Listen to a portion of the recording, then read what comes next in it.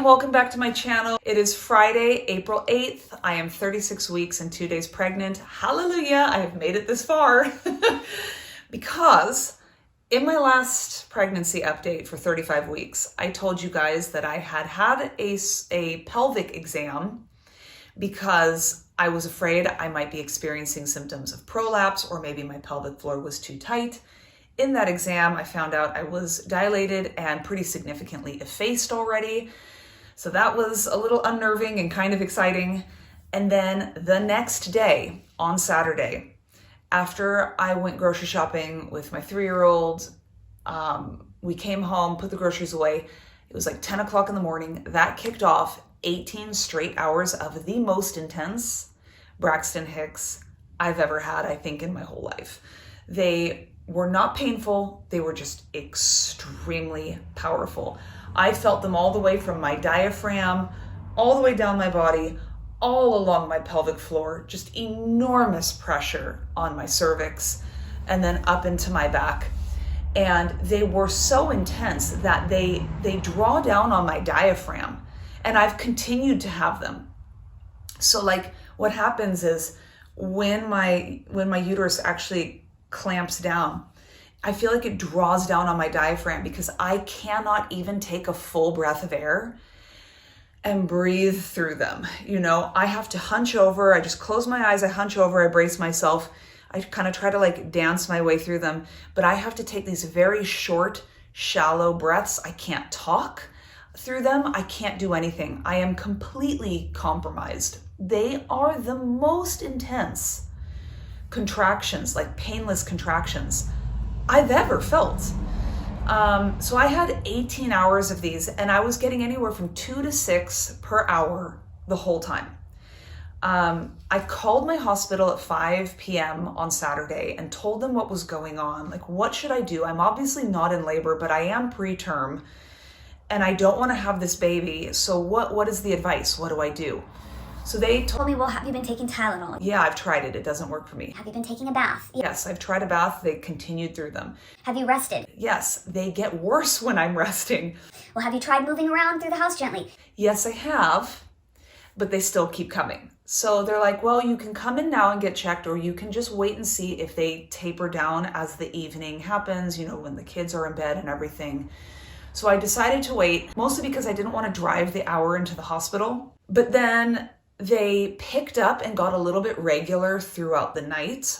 So they got closer to more like 10 to 12 minutes apart throughout the night, and I couldn't sleep through them. I was sleeping in between them, but then they were waking me up when they happened again. And then at 1 o'clock in the morning on Sunday morning, my bowels completely cleared out. Oh, and I should mention that during the daytime on Saturday, I took a bath, and this is TMI, so like turn the volume down. This is your warning. I literally lost my entire mucus plug in the bath. Yeah, so that's like disgusting, right? Just this whole clump. And I'm like, the hell is that? Like, look, okay, anyway, I'm not going to be graphic.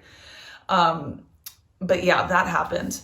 There was no bleeding, no blood, no pain, no nothing like that. Nothing to indicate I was actually in labor, but I was having just this cascade of things happening. So at 1 a.m. when I had that bathroom situation, I realized I need to go in and get that shot they'll give you to try to stop the contractions if I don't want this to spiral into something, because there's no possible way that all of that pressure with all of those Braxton Hicks was not dilating and effacing me even more.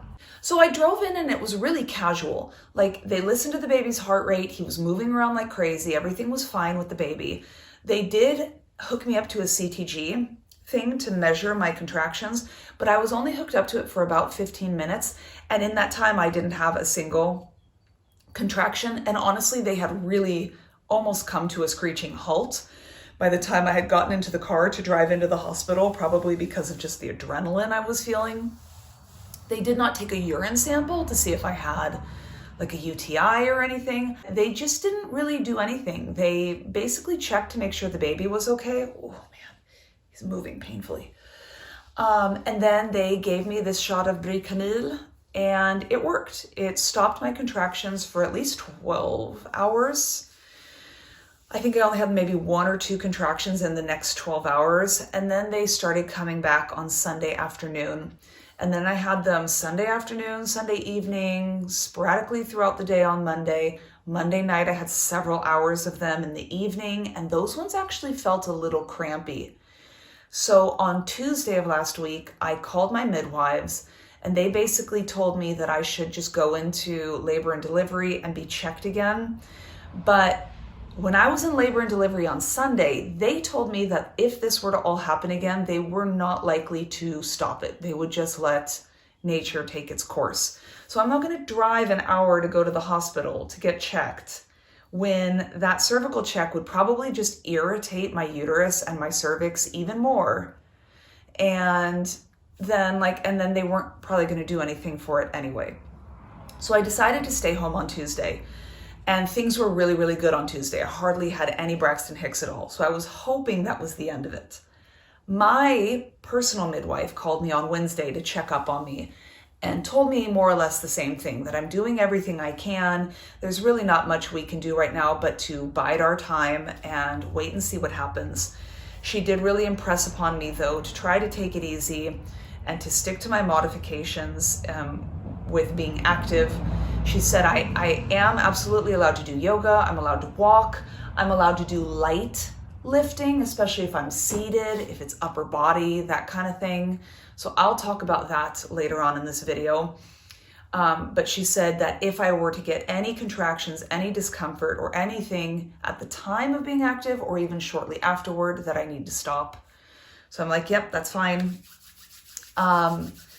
So that's where we're at. And like I said, it's Friday now, and Wednesday I was good. Thursday, yesterday, I did have some pretty heavy contractions, but they were not many. They were very far apart. It just felt like normal Braxton Hicks. I mean, they were intense, but not crazy in quantity. But then last night I was getting a bunch of them, and they were starting to hurt a little.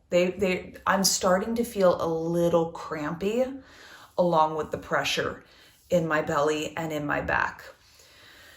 So that's kind of like where I am right now. I so very badly do not want this baby to come before 38 weeks. But if anything, I'm willing this child to stay in my body for the next 5 days so that we can get to 37 weeks. Let's go into the symptoms now, besides the Braxton Hicks that I've been experiencing over the past week. In addition to just enormous pressure on my pelvic floor, Braxton Hicks, that kind of stuff, I have been having really bad calf cramps in my right leg at night. It's only my right leg. I get like 5 of them a night. It's horrible. It's like every time I rotate side from right to left, my calf cramps. It's not fun. I have been having decreased hunger. I'm just not hungry. I don't feel hungry. It's not because I feel like baby is high and pressing on my belly and I have no room for food or something like that. I just do not feel the sensation of hunger right now. It's probably because I have decreased my activity so much that and so quickly that my body just doesn't need as much fuel, to be honest. I have been getting increasingly tired. I'm just tired. There's no other way to put it. I'm sleeping great at night, even despite the cramps, even despite getting Braxton Hicks throughout the night, every night. It's not affecting my quality of sleep. I'm getting plenty of sleep. I wake up feeling fresh, but as the day wears on, I'm just tired. I've been having crazy nesting urges, you guys. I've been on a spending spree. I'm just buying all the things right now. I got my tax money back from the Swedish tax system. And so I have like this little stash of cash now, and I'm just buying this and buying that and buying these little accessories. And ooh, that looks nice. And oh, that's convenient. I have all the baby wraps and like baby carriers that I could possibly want and need. And I just on a whim bought the Ergo Baby Aura, even though I have a Soli Baby wrap. They're like the same thing, but I just bought it because, hey, The other interesting, I'd say, symptom or change that I feel in my body is I feel very relaxed. I feel very at peace.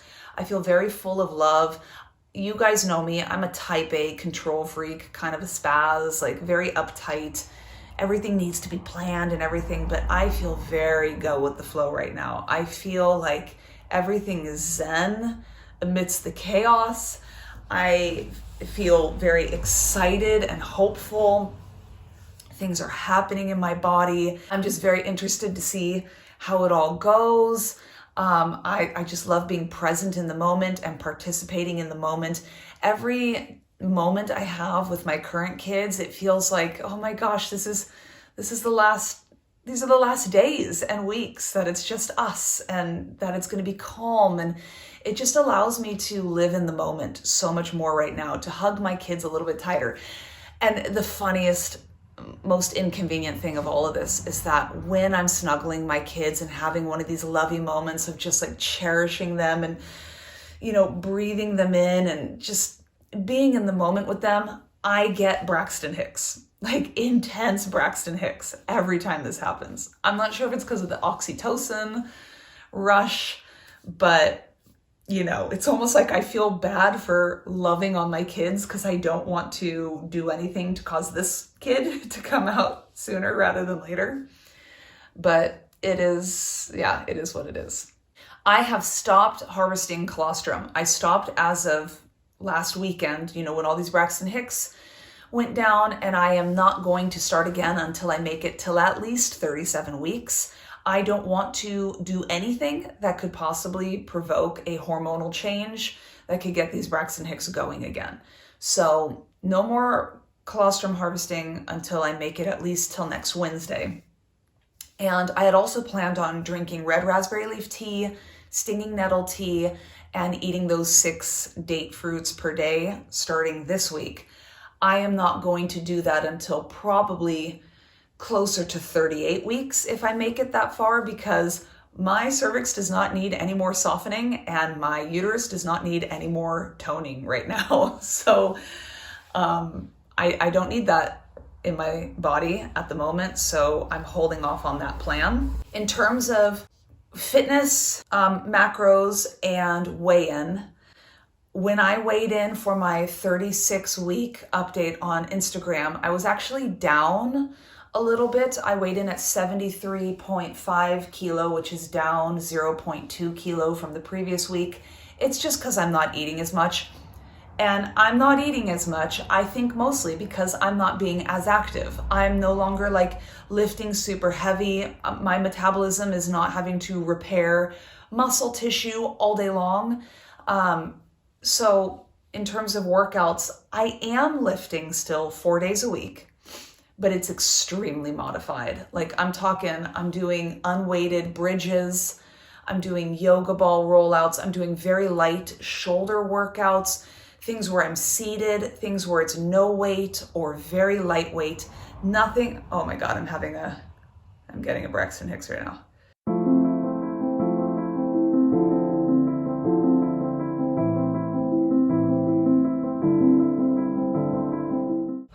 Okay, what was I saying? I am still walking, but not at an incline and not at any kind of rapid pace. It is just a casual walk so that I can get my pelvis moving, get my body moving, just very gentle motion. And I am not having any contractions associated with my activity. My contractions only come when I'm at rest. So, take that for what it is. In terms of macros, not tracking them at all. I'm just eating intuitively and I'm enjoying it, to be honest.